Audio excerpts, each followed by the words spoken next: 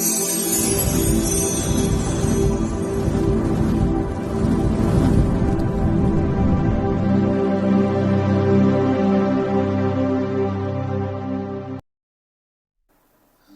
Everyone, thinking project channel में आप सभी का स्वागत है। दोस्तों, मेरा इस प्रोजेक्ट शुरू करने का मकसद ये था कि हम जो डेटा प्रेजेंट करते हैं उस डेटा के आधार पर अपना आप सोचें और एनालाइज करें और अपना पॉइंट ऑफ व्यू दें। मेरा ऐसा कोई उद्देश्य नहीं है कि मैं अपनी आइडियोलॉजी, मैं अपनी थिंकिंग आप पे थोपूं, ठीक है। एक तो बड़े लोग हैं और मैं दूसरा एक स्कूल टीचर हूँ, जिसमें मेरे ग्रुप में बच्चे भी जुड़े हुए हैं जो कहानियों को ज़्यादा प्रेफर करते हैं आंकड़ों के बजाय। और गूगल एल्गोरिदम भी ये कहता है कि भूत प्रेत वाली मेरी कहानियाँ ज़्यादा व्यूज़ देती हैं। लेकिन इसका मतलब ये नहीं कि मैं बड़ों के लिए कंटेंट क्रिएट नहीं करूँगा। मैं बहुत जल्द ही जो है एक फैंटास्टिक कंटेंट क्रिएट करूँगा। मैं चाहता हूँ कि मैं जो कंटेंट क्रिएट करूँ वो मेरा ओपिनियन ना हो, बल्कि मैं एक फैक्ट बताऊँ और उस फैक्ट पर आप अपना ओपिनियन निगेटिव या पॉजिटिव क्रिएट करें। आई एम नॉट ए जज, मैं जज नहीं बनना चाहता हूँ। यू आर ए जज, आप जज बनना चाहते हैं। मैं सिर्फ फैक्ट्स एंड फिगर को आपके सामने रखूँगा। तो चलिए आते हैं अपनी कहानी की तरफ। प्रेत आत्माओं की दुनिया। हमारी दुनिया से बहुत दूर की दुनिया में एक ऐसा इलाका था जिसे बुरी आत्माओं की दुनिया के रूप में जाना जाता था। यह एक ऐसी जगह थी जहाँ सबसे अंधेरी, सबसे दुष्ट आत्माएं इकट्ठी हुई थी, जो कमज़ोर आत्माओं पर शक्ति और वर्चस्व के वादे से खींची गई थी। इस दुनिया में के केंद्र में एक विशाल किला था, कोयले की तरह काला और गांठ की तरह मुड़ा हुआ। यह दुष्ट आत्माओं की दुनिया के शासक का डोमेन था, जिसे केवल डार्क लॉर्ड के रूप में जाना जाता था। द डार्क लॉर्ड शुद्ध अंधकार का प्राणी था, जिसकी आंखें लाल गर्म अंगारों की तरह चमकती थी और उसकी एक आवाज़ से हड्डियों में बहुत ही मज़ा को ठंडा कर सकता था। उसने कमज़ोर आत्माओं को वश में करने और उन्हें अपनी इच्छा के आगे झुकाने के लिए अपनी शक्ति का दुरुपयोग करने लगा। लोहे की मुट्ठी से अपने राज्य पर शासन किया।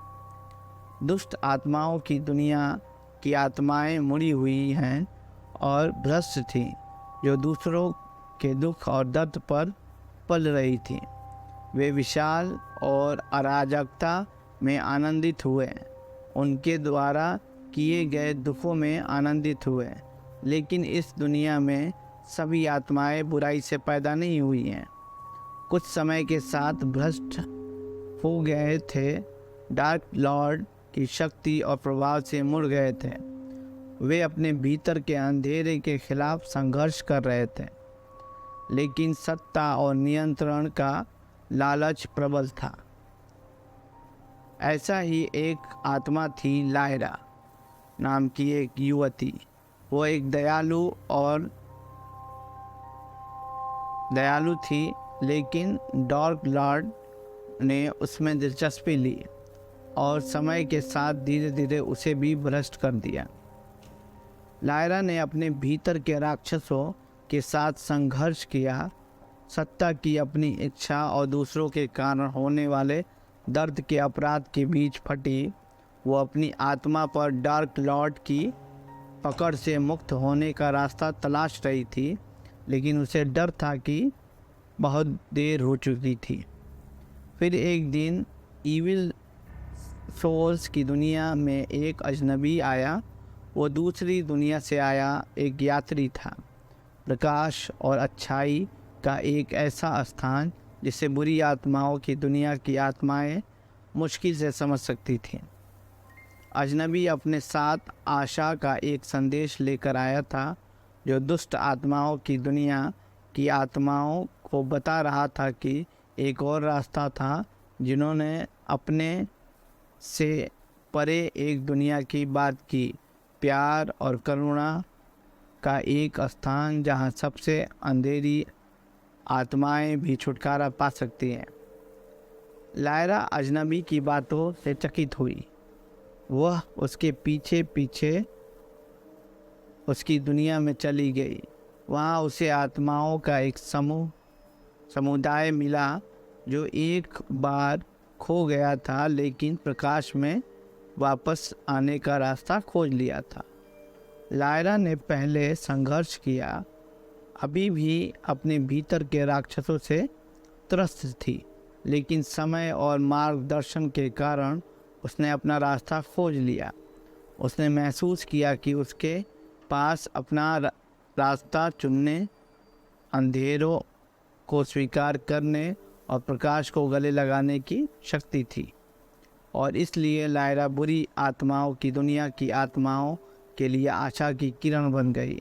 वो अपनी पुरानी दुनिया में लौट आई और अजनबी के संदेश को साझा किया, दूसरों को एक बेहतर रास्ता तलाशने के लिए प्रेरित किया।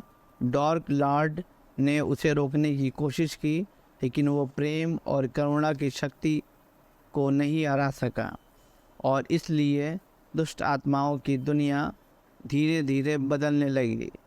अंधेरा पीछे हट गया और जो आत्माएं कभी दर्द और पीड़ा में डूबी हुई थी, वे एक नया रास्ता खोजने लगी। यह एक लंबी और कठिन यात्रा था, लेकिन यह एक ऐसी यात्रा थी जिसका हिस्सा बनने पर लायरा को गर्व था। कहानी यहीं समाप्त होती है। जय हिंद, जय भारत।